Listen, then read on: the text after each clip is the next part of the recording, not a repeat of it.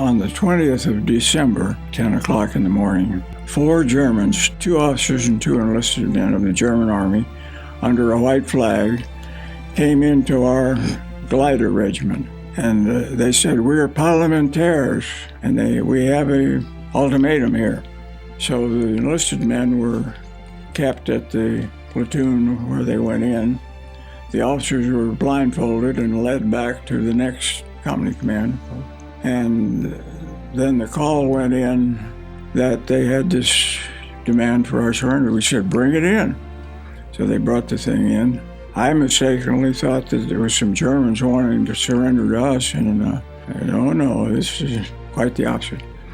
So we decided we had to take it into General McAuliffe and took the thing in. "General McAuliffe, we have a surrender ultimatum." And he thought it was some Germans wanting to surrender to us, same as I did.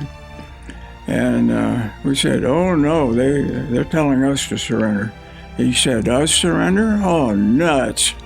He then said, "Gosh, I don't know what to tell them." I spoke up and said, "Well, what you first said would be hard to beat."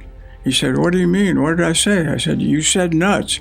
And all the guys in the staff wagged their heads in an enthusiastic agreement. And so he sat down and very quickly wrote, "To the German commander, nuts!" exclamation.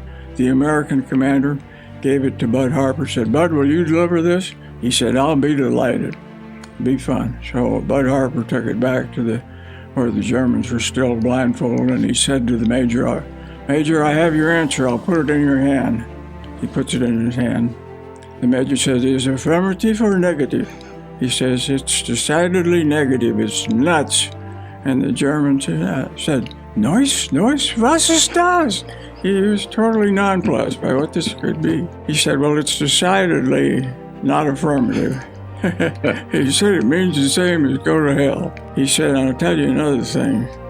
He said, "If you persist in your attacks, we'll kill every German in your unit." And the German said, "We too will kill many Americans. That is war."